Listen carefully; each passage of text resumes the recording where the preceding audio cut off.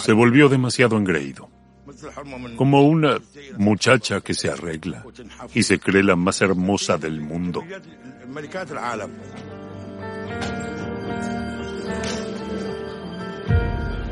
قررت المحكمة الحكم على المدان صدام حسين المجيد بالإعدام شنقا حتى الموت.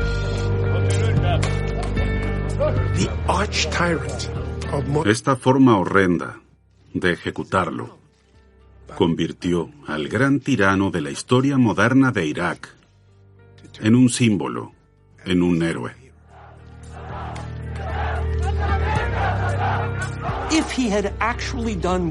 Si nos hubiera atacado en Europa o Estados Unidos, por ejemplo, con un ataque de viruela y no hubiésemos hecho nada, la gente ahora estaría diciendo, ¿por qué esos idiotas de la administración Bush lo dejaron en el cargo?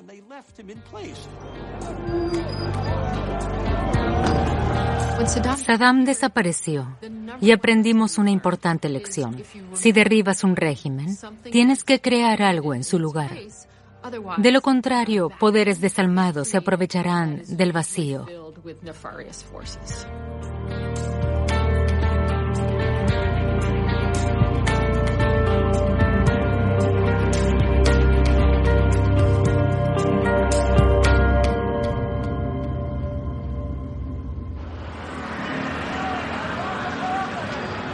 Si Alá quiere, juro que incluso mis huesos lucharán contra ellos. Saddam escribe estas líneas en el corredor de la muerte. Aislado, solo tiene un Corán, algunos libros y un cuaderno.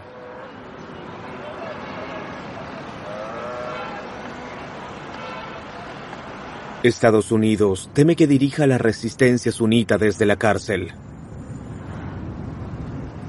La mayoría chiita, reprimida durante mucho tiempo por Saddam, es quien más se beneficia de su derrocamiento. No defiendo a Saddam Hussein. Soy una de sus víctimas. Perdí 13 años de mi juventud por culpa de sus guerras.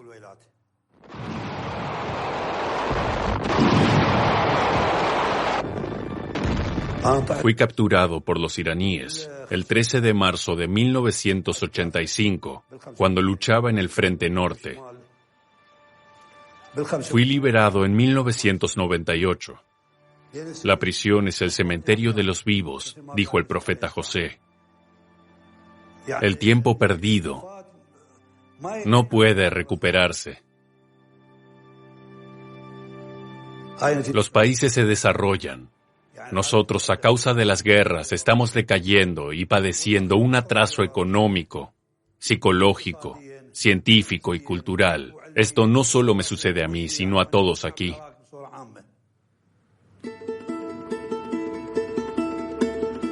Los chiitas ocupan principalmente el sur de Irak, los sunitas el norte. En medio está Bagdad, dividida entre las confesiones. En la era de Saddam, la religión fue durante mucho tiempo una cuestión puramente particular. El dictador comenzó como socialista y quería un Irak estrictamente laico.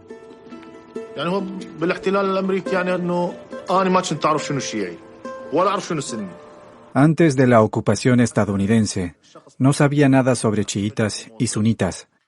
Un día estaba en Mosul y alguien dijo, si vienen los chiitas, será aún peor. Yo le pregunté, ¿peor que con los americanos? ¿Quiénes son los chiitas? Y él me preguntó, ¿no los conoces? Le dije, no, ¿es un país? Él preguntó entonces, ¿no conoces a nadie del sur? Claro, son iraquíes. Yo le decía en serio, no sabía nada sobre chiitas.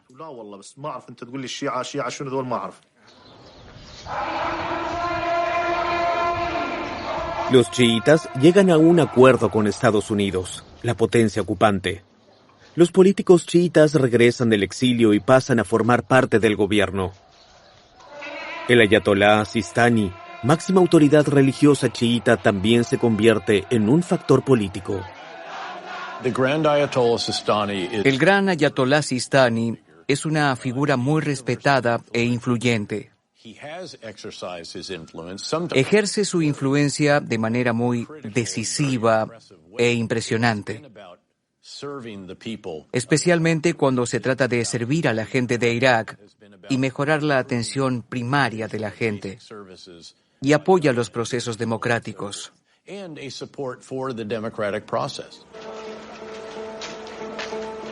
Sin embargo, otro clérigo procedente del bastión chiita de Najaf rechaza categóricamente el nuevo Irak.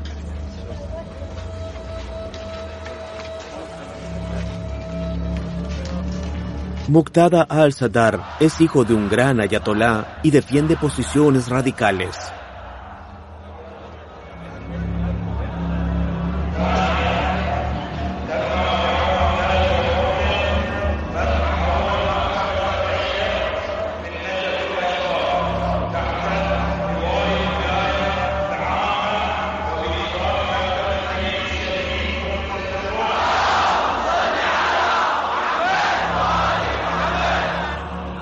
Muqtada al-Sadr llamó a una lucha contra los estadounidenses hasta que se retiraron.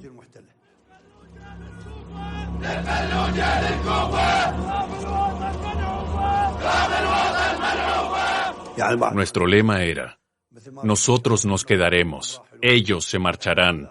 Este es nuestro país. Si alguien ocupa mi casa, no le doy la bienvenida.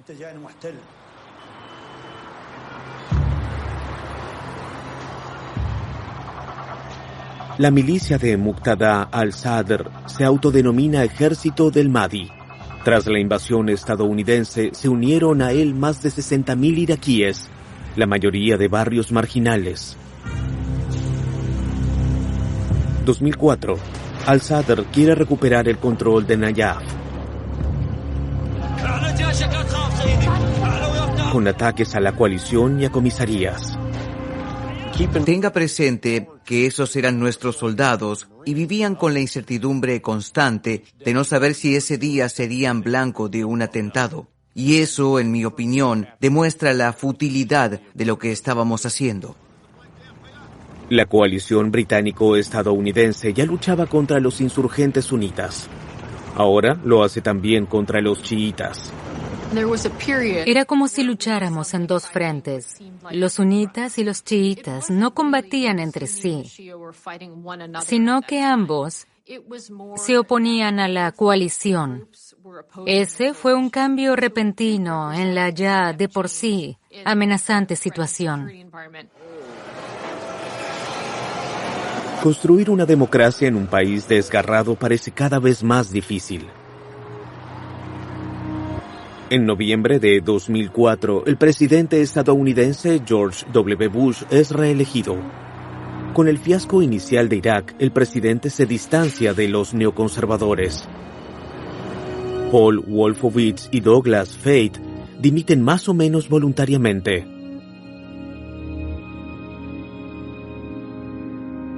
Donald Rumsfeld permanece en el Pentágono un año más. Dick Cheney sigue siendo vicepresidente. George W. Bush era condenadamente ingenuo. Dick Cheney sabía cómo manipular a Bush, y yo no sabía qué hacer para evitarlo. En algún momento a Bush le quedó todo claro, y despidió a Donald Rumsfeld. Cheney hervía de furia. Bush había tenido la osadía de despedir a su hombre. Peor aún, ya no escuchaba a Cheney. En Irak continúa la espiral de violencia.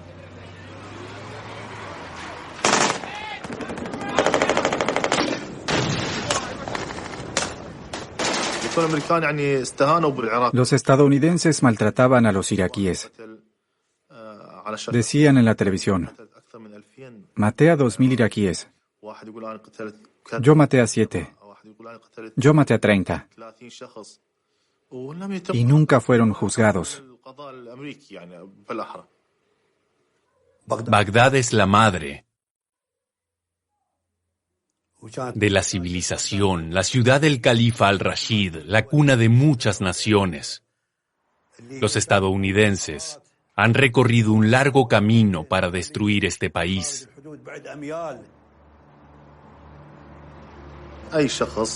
Cualquiera que llamara a los estadounidenses ocupantes o saqueadores o los acusara de matar iraquíes era un terrorista y era asesinado o arrestado.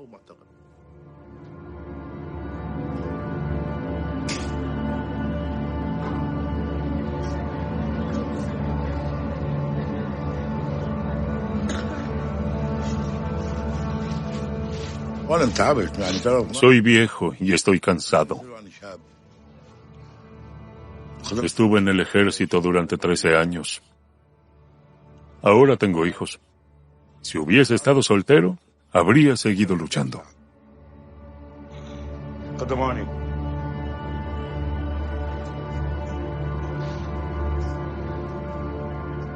Irak se convierte en suelo fértil para el terrorismo islamita.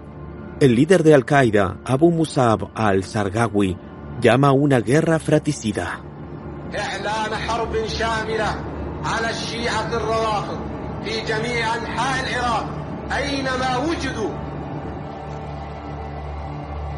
En febrero de 2006, un atentado destruyó la cúpula de la Mezquita Dorada de Samarra, uno de los lugares más sagrados del Islam chiita. Al-Qaeda se ve a sí misma como un paladín de los sunitas. Los combatientes chiitas contraatacan. Mezquitas suníes se convierten en blanco de atentados. Cientos de personas mueren. Irak se inclina hacia una guerra civil religiosa.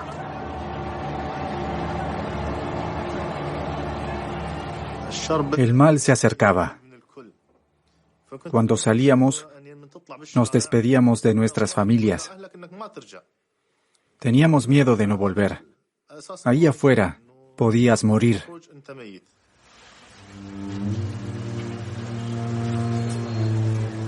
A fines de 2005 se celebraron las primeras elecciones libres. El 20 de mayo de 2006, el chiita Nuri al-Maliki se convierte en presidente de Irak. Me convertí en presidente en el peor momento posible, durante la guerra civil. Había atentados contra mezquitas, salas de ceremonias e incluso iglesias. Todos los días explotaban vehículos. Cuando sobrevolaba la ciudad en helicóptero, las calles estaban vacías. En el distrito de Kark no había nadie en la calle. Lloraba cuando veía así Bagdad e Irak.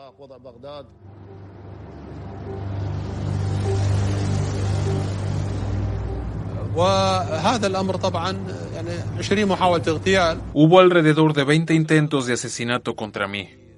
El primero en el centro de Bagdad. Colocaron una bomba en un lado de la calle y explotó al lado de mi auto. Mató a transeúntes e hirió a mis guardaespaldas. Pero mi auto estaba blindado, así que yo estaba protegido de la metralla.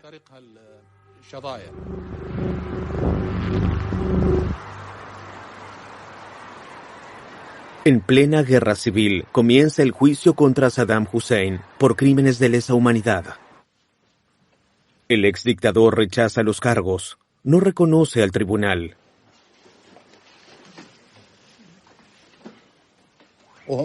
Como todos los demás, me enteré de la sentencia de muerte esa mañana.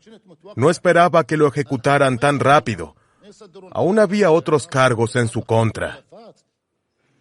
قررت المحكمة الحكم على المدان صدام حسين المجيد بالإعدام شنقا حتى الموت لارتكاب قتل عمد كجريمة ضد الإنسانية وفق المادة 12 أولا أليف بدلالة المادة 12 أولا ثانيا ثالثا رابعا رقم 10 لسنة 2005 قرارا. Yo no lo habría ejecutado. Lo habría dejado sufriendo en la cárcel como hizo él con los presos que se pudrieron en sus mazmorras. La ejecución de Saddam Hussein fue demasiado rápida. Se llevó a la tumba muchos secretos con él. La democracia no se construye sobre sacrificios humanos. Pero si cuelgas a Saddam y linchas a Gaddafi, eso es exactamente lo que estás haciendo. Los franceses lo sabemos. Decapitamos a un rey, pero por lo general no funciona de esa manera. Nos tomó 150 años superarlo.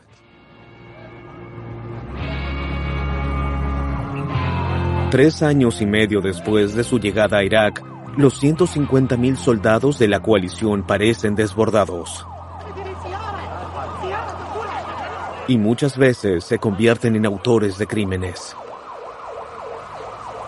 Todo iraquí es un enemigo en potencia.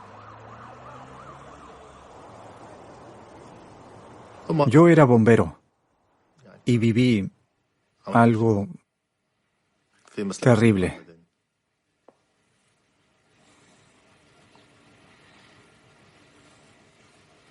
En Mosul, un tanque aplastó un automóvil. Murieron el padre, la madre y un niño de unos 9 años. Pero otro niño sobrevivió bajo las piernas de la madre. Cuando el tanque aplastó el auto, ella lo protegió. Pudimos salvarlo. Esos eran los métodos estadounidenses.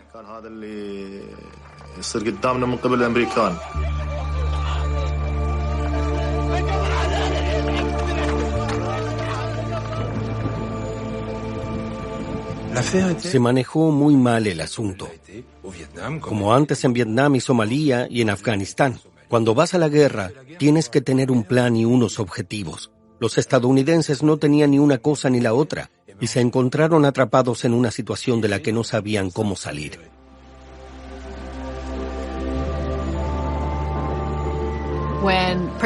El presidente Bush me preguntó en la oficina oval cómo evaluaba la situación en Bagdad.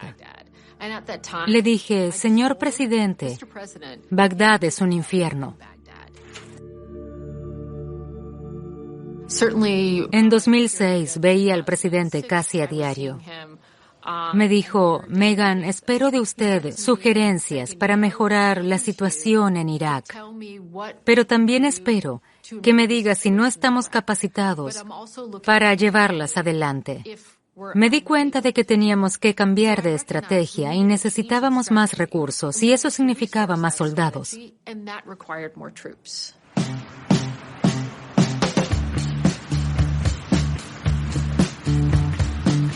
Casi 30.000 soldados más vuelan a Irak para la operación Surge, la ola, bajo el mando del general Petraeus.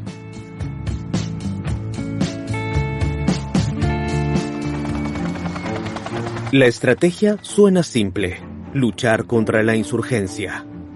Durante 18 meses, el general toma medidas enérgicas contra la resistencia iraquí. El Pentágono le da vía libre para entrenar a las tropas.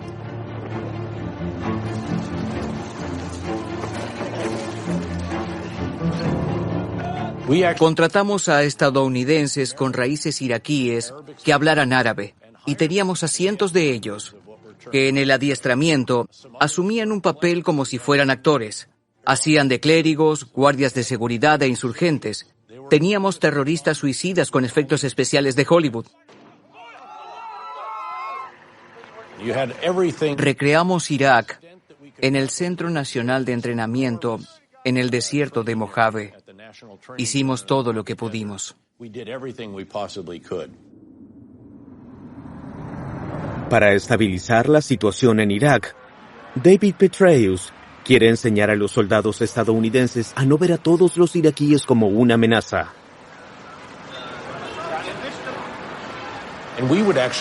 Buscamos específicamente los barrios de mayor violencia en Bagdad usando métricas en mapas geográficos.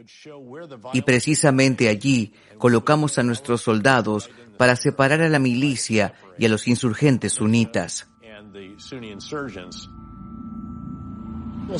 Dividimos Bagdad en 11 zonas.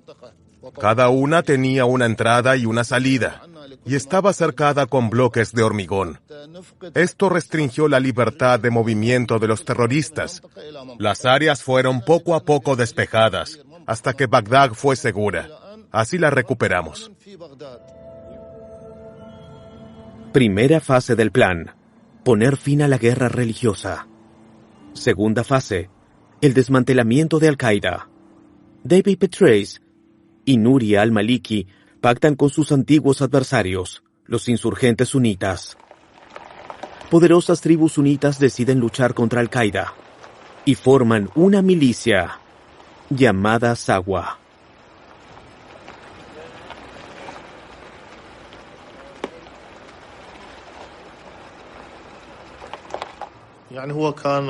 Sawa no fue una decisión estadounidense, sino de las tribus. Querían luchar contra los terroristas de Al-Qaeda, que asesinaban a las élites intelectuales de las provincias del país. La estrategia funcionó. Los grupos terroristas desaparecieron rápidamente en Ramadi, Diyala, Salahadin y Mosul. Se retiraron a las zonas desérticas.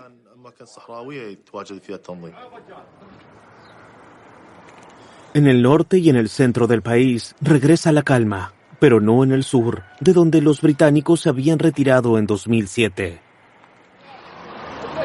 En Basora estalla el conflicto entre chiitas. Muqtada al-Sadr contra el ejército iraquí. Una batalla abierta por el control de la ciudad. En Basora está el puerto. Es la economía, el petróleo de Irak. Quien controla Basora, controla la riqueza. Si la ciudad queda en manos de las milicias, el primer ministro pierde toda credibilidad. Nuria al-Maliki se desplaza al frente. Cuando aterrizamos en Basora, estaban disparando cohetes. La batalla duró 8 días. Incluso mi residencia fue alcanzada por cohetes.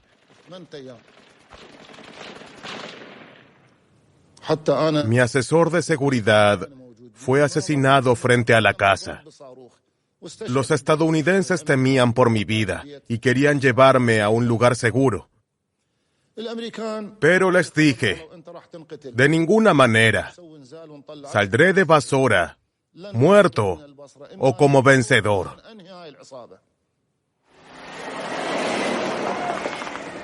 Los medios de comunicación de la capital celebran una importante victoria de las tropas del gobierno, que no hubiese sido posible sin el apoyo aéreo estadounidense. Hicimos retroceder a los grupos armados y tomamos el control de las calles. Las milicias huyeron a Irán. Los iraníes me consultaron qué hacer con ellos. Les dije, quédenselos. Después de todo, Irán los había apoyado.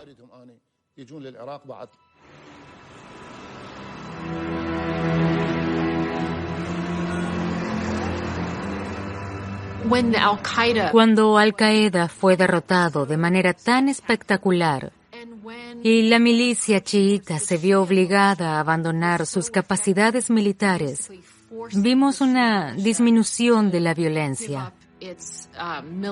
La nueva configuración política daba la impresión de que Irak podía definirse como algo más que sectarismo.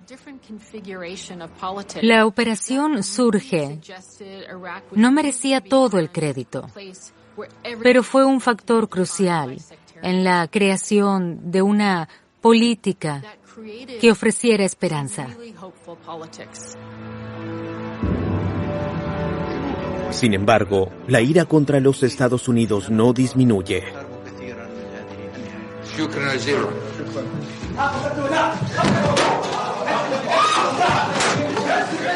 En el mundo árabe, el zapato es considerado un objeto sucio y degradante. Este fue el regalo de despedida de un periodista iraquí a George W. Bush por el final de su mandato. A nadie le caen bien los estadounidenses. No querían liberarnos de un régimen represivo, como afirmaban, ni traer la democracia o la libertad de expresión. En enero de 2009, Barack Obama se convierte en presidente de los Estados Unidos. Promete la retirada de las tropas estadounidenses. Operation Iraqi Freedom is over. Principios de 2011, la denominada Primavera Árabe. Caen varios dictadores. Bashar al-Assad sobrevive al levantamiento en Siria.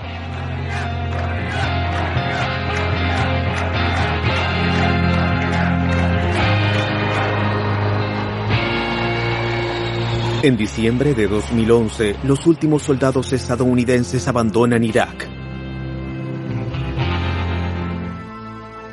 Nuri al-Maliki inicia su segundo mandato.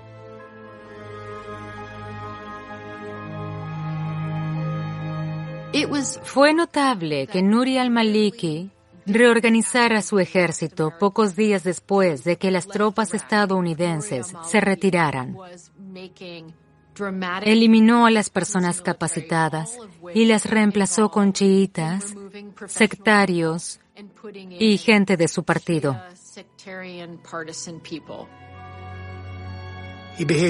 Hizo igual que Saddam.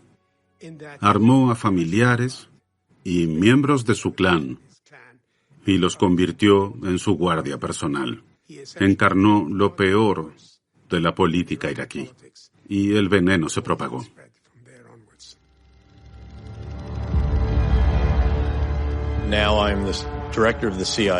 Tan pronto como asumí el cargo de director de la CIA, el primer ministro presentó cargos contra el vicepresidente árabe sunita, el principal miembro sunita del gobierno iraquí. Y todos los líderes sunitas estaban en un edificio al que apuntaba el cañón de un tanque del ejército iraquí.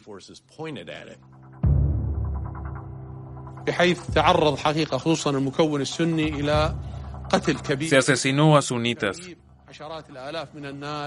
Decenas de miles fueron arrestados sin motivos válidos. Con el apoyo de Irán y sus aliados, se les declaró una guerra religiosa. Era una guerra contra la democracia. Un tirano ha sido derrocado y hay uno nuevo en el poder.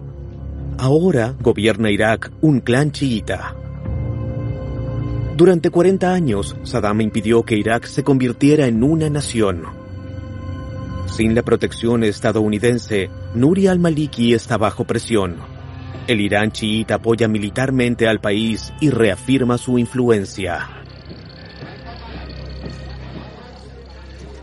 Los estadounidenses me veían como un iraní.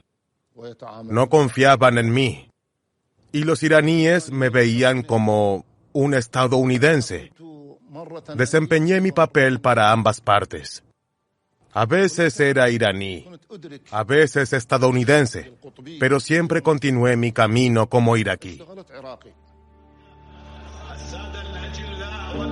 La retirada de las tropas de Estados Unidos convierte a Irak en un polvorín. ¿Se trata de un error?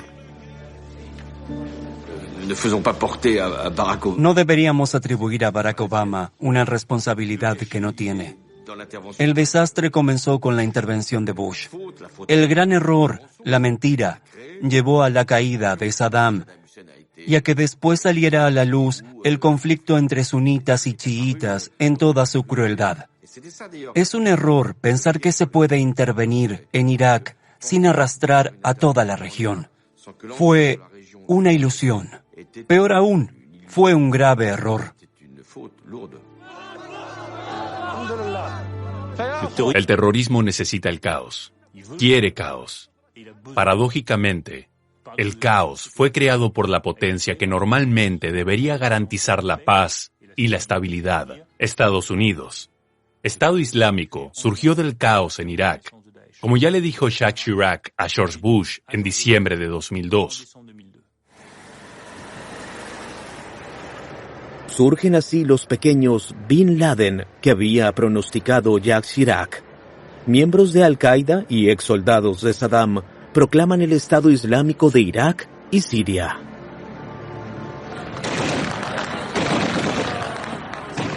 ISIS tomó el control de gran parte del este de Siria y establece un régimen islamita del terror.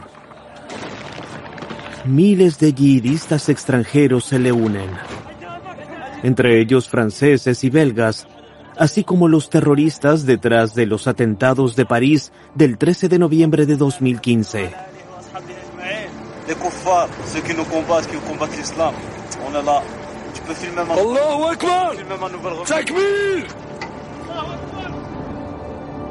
En junio de 2014, cae en manos de Estado Islámico Mosul, la segunda ciudad más grande de Irak. Las tropas gubernamentales del primer ministro al-Maliki no son rivales para ISIS. Nunca tomó en serio los informes sobre Estado Islámico. Despidió a generales y los quitó de en medio por razones políticas. Ninguno era lo suficientemente competente, no había liderazgo y los soldados desertaron.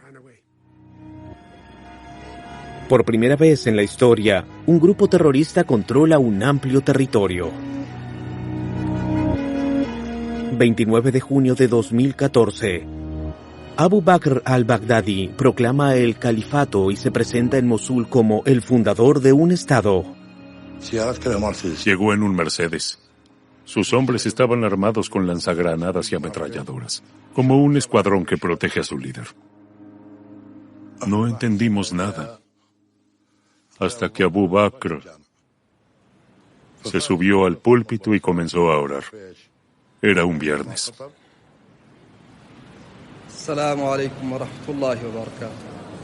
En su sermón anunció una nueva era de paz, que en verdad fue de muerte.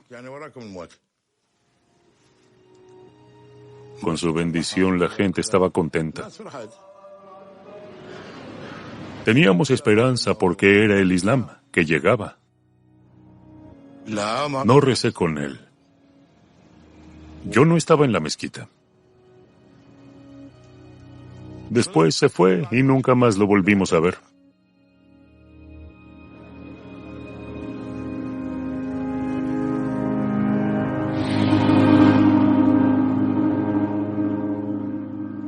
Comían hasta saciarse, mientras la gente no tenía nada que llevarse a la boca. Y entonces prohibieron los cigarrillos e incluso mi rosario. Fue trágico. Todos nos convertimos en víctimas de ISIS. No hacían distinción entre sunitas y chiitas. Mataban a todos. En el verano de 2014, Irak le pide apoyo al mundo. Una coalición internacional que incluye a Francia y Alemania lanza ataques aéreos. El pueblo iraquí exige la renuncia de al-Maliki. Francia, que en 2003 había rechazado contundentemente la guerra de Irak de George W. Bush, también es declarada objetivo de Estado Islámico 3 días después de los primeros ataques aéreos. C'est en réponse aux frappes aériennes de la coalition internationale en Irak que l'organisation Daesh s'est adressée ce matin à tous les djihadistes. La meilleure chose que vous puissiez faire est de vous efforcer de tuer tout infidèle, qu'il soit français, américain ou d'un de leurs pays alliés. Para tener paz aquí, ¿debemos ceder a un grupo terrorista el control de toda un área en Irak y Siria?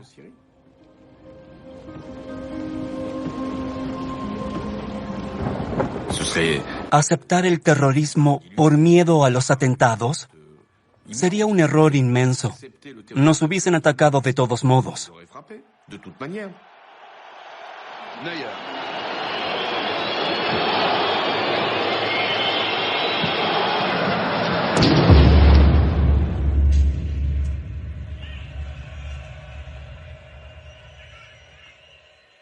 El Islam prohíbe el suicidio o el asesinato de personas inocentes.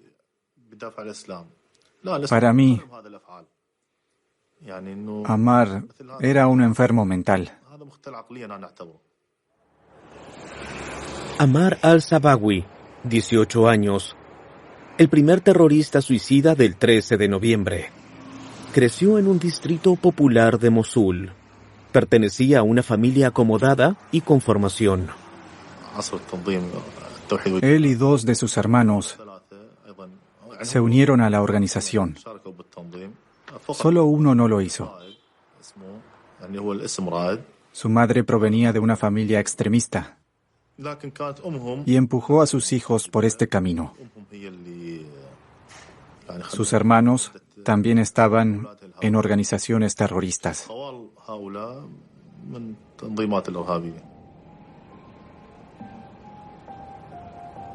En septiembre de 2014, ISIS está en la cima de su poder.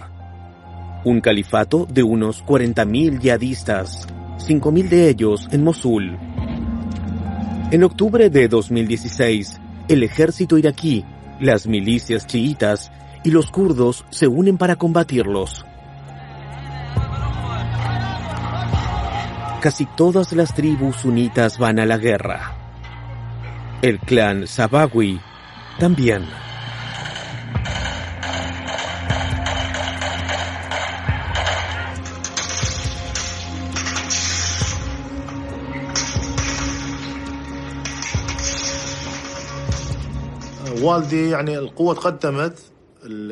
Mi padre estaba con sus hombres. Cuando entraron en ese pueblo, 2 francotiradores le dispararon. Fue alcanzado por 2 disparos, en el casco y en el pecho. Murió en el acto.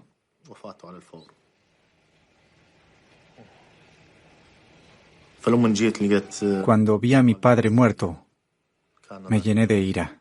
Quería destruir esa organización.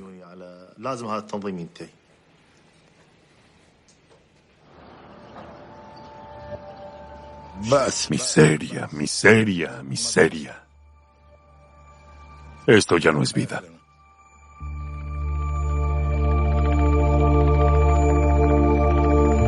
Los yihadistas se atrincheran en el casco antiguo de Mosul. Luchan con fanatismo, casi hasta el último hombre. La ciudad estaba llena de civiles. Los criminales de ISIS utilizaron a los residentes como escudos humanos. Matar a los terroristas matando al mismo tiempo civiles fue una irresponsabilidad.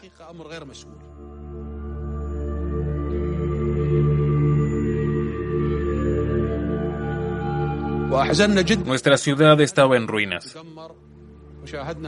Nuestro patrimonio fue destruido. El minarete inclinado y la mezquita del profeta Jonás. Sin hablar de las decenas de miles de muertos. Queríamos devolverle la sonrisa a la gente.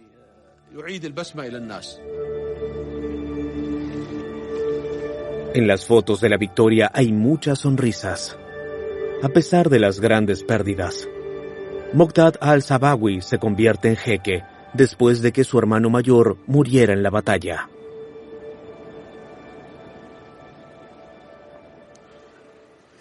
Motjana era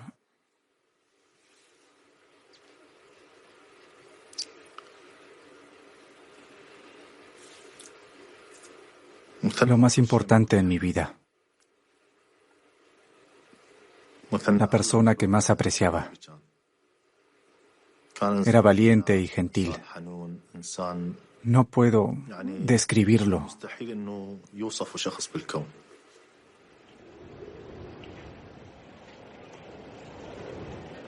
Se hizo retroceder a ISIS. Bagdad ha sido fortificada.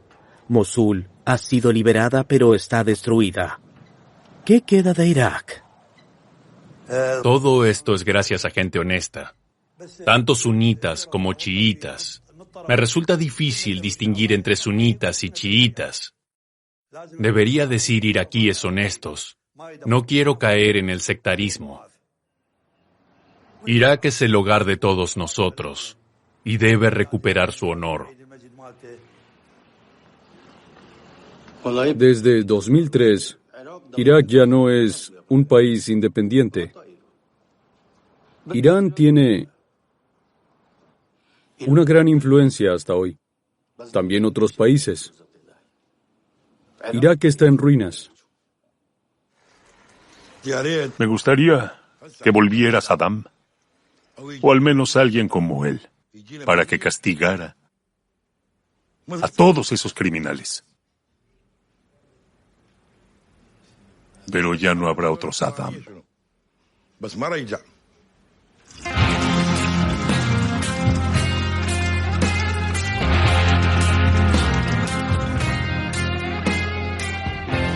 Las generaciones se suceden y la verdad se pierde.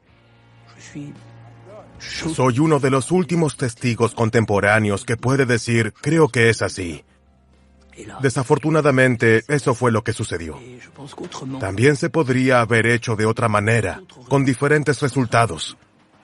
Todos los fallecidos de la Primera Guerra de Irak, el embargo, la Segunda Guerra de Irak, la ocupación estadounidense de Irak, con el episodio de Al Qaeda y después Estado Islámico. ¿Cuántos son? Probablemente 1,5 millones de víctimas.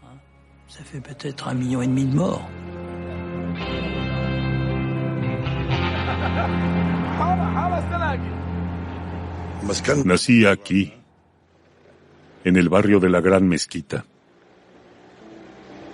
He vivido en Mosul toda mi vida.